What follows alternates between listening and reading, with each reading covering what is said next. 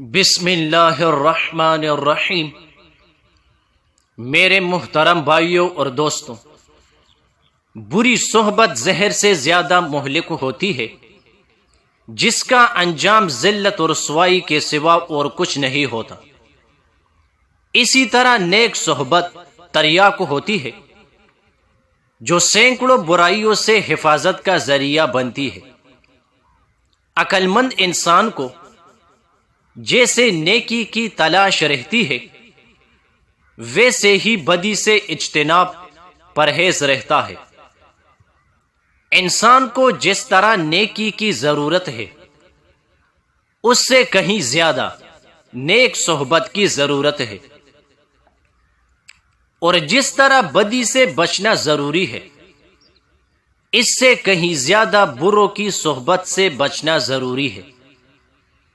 حضرت نوح علیہ السلام کا بیٹا جس نے آغوش نبوت میں پرورش پائی، اور بیوی جو زندگی بھر رفیق حیات رہی، دونوں کا کافروں کی صحبت سے کفر پر خاتمہ ہوا۔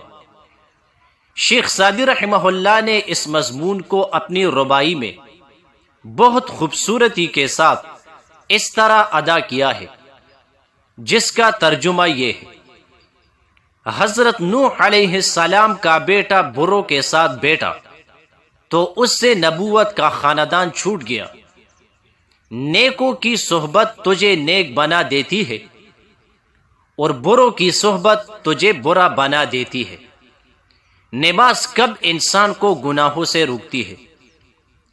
جس طرح دواؤں کی مختلف تاثیرات ہے، کہا جاتا ہے کہ فلاں دوا فلاں بیماری کو روکتی ہے، اور واقعتاً ایسا ہوتا ہے، لیکن کب؟ جب دو باتوں کی پابندی کی جائے۔ ایک، جب دوا کو اس پابندی سے اور شرائط کے ساتھ استعمال کیا جائے جو حکیم یا ڈاکٹر بتلائے۔ دو، پرہیز یعنی ایسی چیزوں سے اجتناب کیا جائے جو اس دوا کے اثرات کو زائل کرنے والے ہیں۔ اسی طرح نماز کے اندر بھی یقیناً اللہ تعالیٰ نے ایسی روحانی تاثیر رکھی ہے کہ یہ انسان کو بے حیائی اور برے کاموں سے روکتی ہے۔ لیکن اسی وقت جب نماز کو سنت نبوی کے مطابق ان آداب و شرائط کے ساتھ پڑھا جائے جو اس کی صحت اور قابلیت کے لیے ضروری ہے۔ حضرت ابراہیم علیہ السلام کو خلیل اللہ کا لقب کیوں ملا؟ ابن ابی خاتم میں ہے کہ حضرت ابراہیم علیہ السلام کی عادت تھی کہ مہمانوں کے ساتھ کھائیے۔ ایک دن آپ مہمان کی تلاش میں نکلے، کوئی نہ ملا تو واپس آئے اور گھر میں داخل ہوئے۔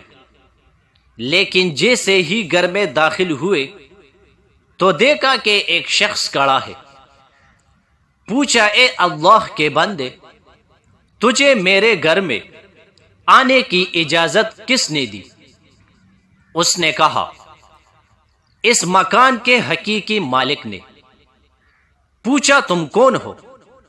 کہا، میں ملک الموت ہوں۔ مجھے اللہ تعالیٰ نے اپنے ایک بندے کے پاس اس لیے بھیجا ہے کہ اسے یہ بشارت سنا دوں کہ اللہ تعالیٰ نے اسے اپنا خلیل کر لیا ہے۔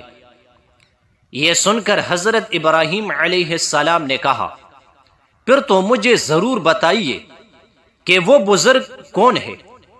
اللہ کی قسم، اگرچہ وہ زمین کے کسی دور کے گوشے میں ہو، میں ضرور جا کر ان سے ملاقات کر لوں گا، پھر اپنی باقی زندگی اس کے قدموں میں ہی گزار دوں گا۔ یہ سن کر ملک الموت نے کہا کہ وہ شخص آپ خود ہے۔ آپ نے پھر دریافت فرمایا، کیا سچ مچ میں ہی ہوں؟ فرشتے نے کہا، ہاں آپ ہی ہے۔ آپ نے پھر دریافت فرمایا کہ کیا آپ مجھے یہ بتائیں گے کہ اللہ تعالیٰ نے کس بنا پر، کس امور پر مجھے اپنا خلیل بنا لیا؟ فرشتے نے فرمایا، اس لیے کہ تم ہر ایک کو دیتے رہتے ہو اور خود کسی سے طلب نہیں کرتے ہو۔ اور روایت میں ہے کہ جب سے حضرت ابراہیم علیہ السلام کو خلیل خدا کے ممتاز اور مبارک لقب سے اللہ نے ملقب کیا، تب سے ان کے دل میں اس قدر خوف خدا اور ہیبت رب سما گئی کہ ان کے دل کا اچھلنا دور سے اس طرح سنا جاتا تھا جس طرح فضا میں پرندوں کی پرواز کی آواز۔ جزاک اللہ۔